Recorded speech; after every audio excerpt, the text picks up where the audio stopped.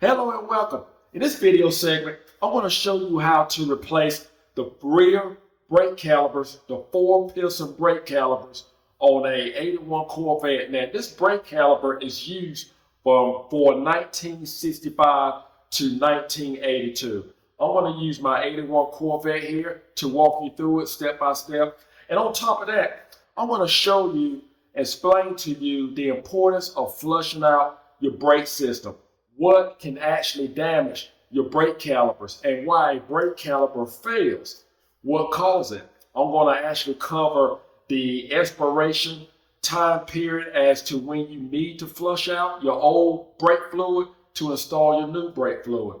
I'm just going to go over, talk about the basics of the DOT 3, the DOT 4 brake fluid, what you can use and what you want to stay away from. We're going to start by lifting the rear of the vehicle. We're going to place chuck blocks on the left front tire since we're going to lift up the back end. Make sure when you lift your vehicle, you take all necessary safety precautions. Whatever you do, make sure that you stay away from your molding, your panel here. We're going to lift the vehicle right here on the frame. It is very important that you just take your time because you do not want to damage your vehicle.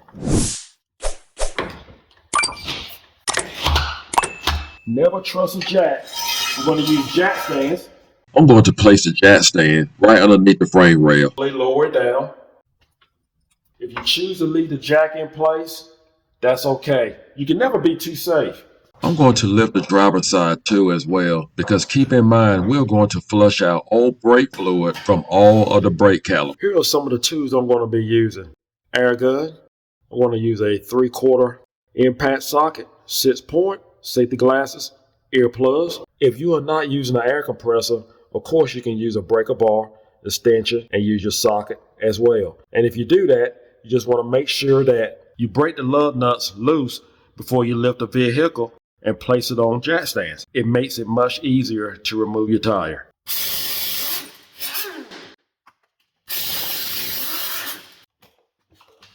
When you see a puddle like this, it's time to replace your brake caliper. Next, what I'm going to use is disposable gloves. I need a 3/8 lime wrench. I'm going to use a dust mask. If possible, try to avoid using an air chuck. Brake dust is very harmful to your lungs. Either way, make sure you are working in a well-vented area. Just in case you have any problems or you have any doubts about breaking loose your brake line, you can always spray some type of penetration oil on it and just let it sit for 5 or 10 minutes. Again, we need our 3/8 wrench. We need a lime wrench. Sometimes a wrench just won't do. And you have to get creative. I try not to leave nothing out of my videos. I want to use some vice grips. That work. Sometimes you have to use a little small torch. I let that be the last resort. It won't hurt to slide a drain pan of some type underneath. You don't want to damage your floor, especially if you have paint on your floor. For the time being, I just broke this line loose enough to release it from the brake caliper.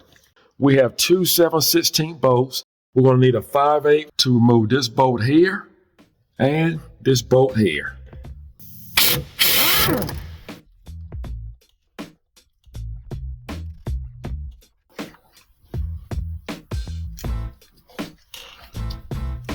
Pull it straight up.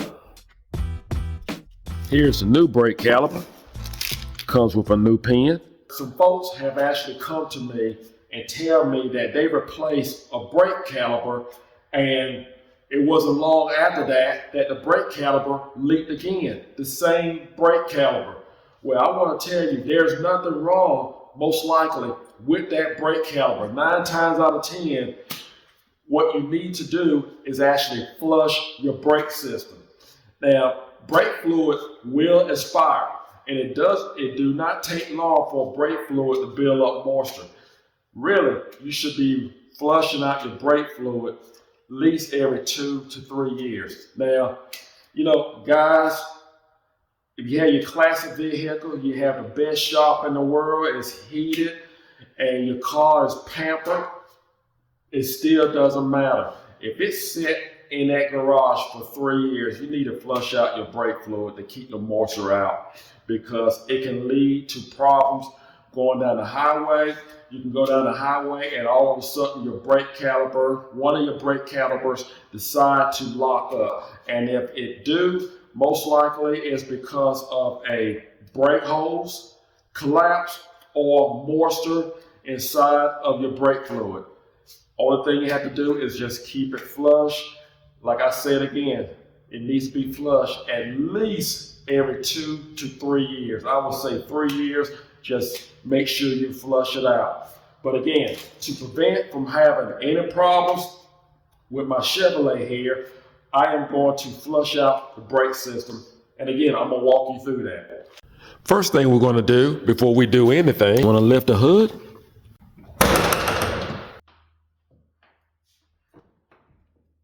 We need to drain the master cylinder. Now, it doesn't matter what vehicle you have. I'm just using my Chevrolet for this video. But what we're going to do, that is most important. So you want to make sure that you remove the contaminated or unwanted brake fluid. You do not want it to actually damage your new caliper. And by doing that, you want to make sure it never reach your new caliper.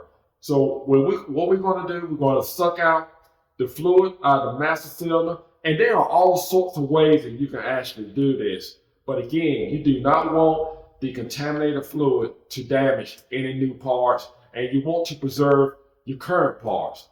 Now's the time to make sure that you are wearing your disposable gloves, because brake fluid is toxic. You do not want it to get on your hands nor your skin. And you do not want it to get on your paint, because it will remove paint. Lift up our cap. And we are already low here, so we don't have to worry about this area here. But we want to make sure whatever brake fluid is inside of our master cylinder, make sure you suck it out. You want to remove it. First thing we're going to do, you want to make sure you place some rads where you may be traveling with your suction gun. Again, you do not want any brake fluid to touch your paint. You can use a suction gun or a turkey base, whichever you choose to use. I'm going to use a turkey base. I think I can control that a little bit better than I can this object here. I mainly use this one for trucks.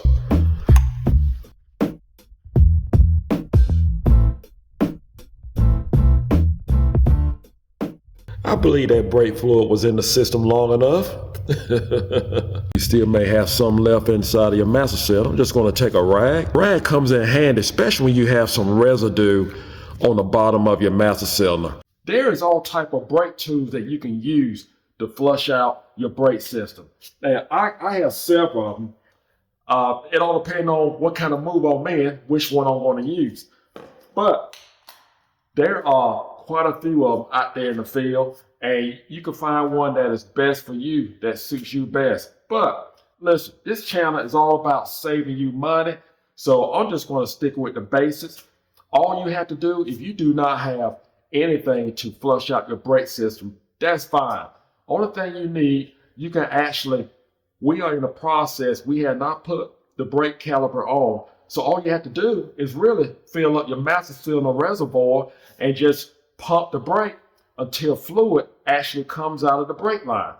That is a quick, easy, simple way to actually get started flushing out your brake system. At least that way, you know you have the line that is going to the brake caliper that you are replacing. At least you know that one, you have flushed out all of the contaminated brake fluid, and you can just go ahead and reconnect your brake line to your new brake caliper. Let's go over the brake fluid for a moment before we put it back inside the reservoir. You have choices of DOT 4 or DOT 3. Now, DOT 4 has a higher boiling point. It doesn't matter what brand you actually use, whatever brand you feel comfortable with. I just happen to have these two bottles here on hand. DOT 4, again, has a higher boiling point. It's great for autocross racing, high performance. Dot 3 is pretty much the OEM product that came with my vehicle, and that's what I'm going to use. Dot 3 has a loyal boiling point. It also works great for everyday driving. That's what I use it for, and that's all I'm going to do. One of the questions that I hear and people throw up, can you mix the both? Can you mix these brake fluids? Yes, you can. Under emergency only, I recommend. Now, keep in mind, if you add dot 3 to dot 4, you're going to lower the boiling point on dot 4. Dot 5, stay away from. You cannot mix dot 5 with any brake fluid. You cannot mix dot 3 or dot 4 with dot 5. Dot 5 is in a class all by itself. And one more thing, you want to make sure that you use brake fluid that you know it has been sealed, have not been open, or if it has been open, make sure the cap is on real good, because brake fluid has a tendency, if the cap is left off, it will actually accumulate moisture, and it can just be left off overnight. It don't take long for this brake fluid to actually accumulate moisture, and when you pour it into your reservoir, you're going to have that moisture inside of your reservoir, and that's the last thing you want. So if you happen to have a vehicle that has the master brake fluid is boiling and it's getting hot, it cannot withstand heat, drain it out. You have moisture. That is water inside of your brake system.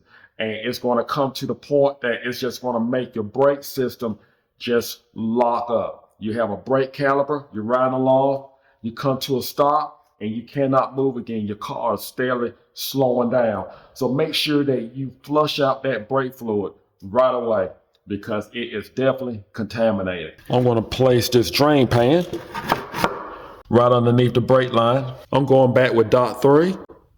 Now I want to say, if you have patience, you really don't have to pump your brake pedal. The brake fluid will just automatically just come out. You can just wait and just allow it to gravity feed. Again, that's only if you have time. At this point, I prefer to use a vacuum pump. The fluid is finally clear. I believe we can install our brake caliper. Make sure you keep an eye on your reservoir. Make sure it do not run empty. On these bolts for the rear brake caliper, make sure you use new lock washers. Do not use the old lock washer. Also, make sure you use mid-strength Loctite. Not the red, not the maximum strength, but the blue strength, the minimum strength Loctite. Now, I have something to tell you about these 4-piston brake calipers. If you replace the left rear side, you're going to need to replace the right rear side. If you replace one side of your vehicle, whether it's the front or the rear, you need to replace the other brake caliper on the other side. That is the rules for these 4-piston brake calipers. You do not want to have a used 4-piston brake caliper on one side and a new one on the other side. I want to point out, if you ever have a problem with a brake caliper locking up, one of your wheels locking up, look out for this hose here. Replace this brake line hose. It can save you a lot of problems. Keep in mind, you have pistons on both sides. You just want to use both of your hands. Put a gap in between your brake pads. Slide it onto your rotor. Wash your fingers. Tighten down your bolts. Now we're going to torque the bolts. We had the brake caliper's bolts torqued down. Next, you need a 5/8 wrench. This brake hose is over 40 years old. I don't want it anymore. We're going to remove the brake hose, replace them. It can save you a lot of headache. You may have to use a hammer to tap this wrench. Now we got the hose broken loose. I normally just cut it right in half, slide a drain pan underneath.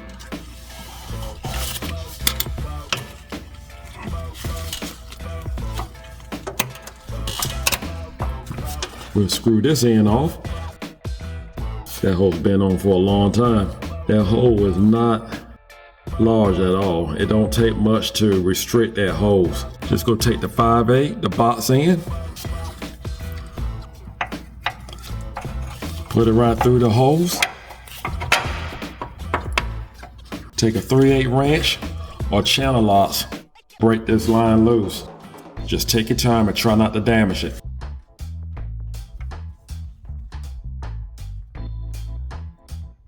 There was no ring on the old one, so I'm not going to put one on the new one.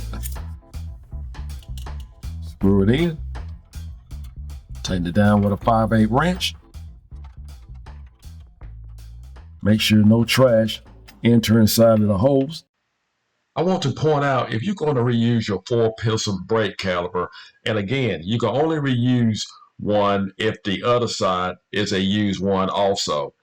But other than that, observe your piston and make sure all your pistons are working. As you can see, only 3 out of 4 of the pistons are working on this brake caliper. So it definitely needs to be replaced. We're going to do the same on the left rear. We're going to replace the brake caliper and the hose. If you replace the brake caliper on one side, it is required that you replace the other side. We are on the right front. And again, I hate to use these channel locks, but sometimes you have to do that. And if you use channel locks, make sure you use the kind that have the flat channel locks. Do not use the type that has a oval shape. It has to be a flat channel lock. Again, try to be extra careful not to damage the line. After that, you can use a 3/8 wrench. You have never replaced your brake hoses. Now is the time to do so. It is a lot easier to replace the brake hoses on the brake caliper before you mount the brake caliper on the vehicle. It would be ideal to pull this rotor off and have it turn. It's hard to find someone to turn a rotor nowadays. My rotor's in pretty good shape, so I'm just going to take a chance. Right now, I'm just going to clean off the old brake fluid on both sides of the rotor with brake cleaner and keep my fingers crossed. Let me set the record straight. If this was someone else's vehicle, I will automatically just replace the rotor without no doubt. This is my vehicle, and I know it inside and out, and I feel pretty comfortable doing what I am doing here. And if you want to do the same to yours, why not take a chance? But again, if it was someone else's vehicle, I would definitely replace the rotors. I think that looks pretty good for in-house work. All right, take your brake caliper, pull your brake pads apart. Once you have your bolts in place, tighten down your bolts. You can torque your front bolts to 60 to 70 foot-pounds. Lock in your brake hose. As you can see, we have new disc brakes all the way around, along with new hoses. When you start to bleed your brake system, you want to bleed the brake caliper that is the furthest away. That's going to be the right rear. Next will be the left rear, the right front, and last but least, the left front. Now, there are several ways you can bleed a system. You can have someone to pump the brakes. You break the bleeder screw, you tighten it back, and have them to pump again. Now, this process can take a while. I'm going to use a bleeder. I have a bleeder here that works off of air. It's going to save me a lot of time. I do recommend, if you're going to bleed with the foot pedal, I do recommend to put the cover on top of your master cylinder, because on a C3 Corvette, chances are brake fluid is just going to gush out every now and then, and you do not want that to end up on your paint. I'm going to fill up this container with brake fluid. Make sure both of your reservoirs are full. You're going to bleed one bleeder at a time.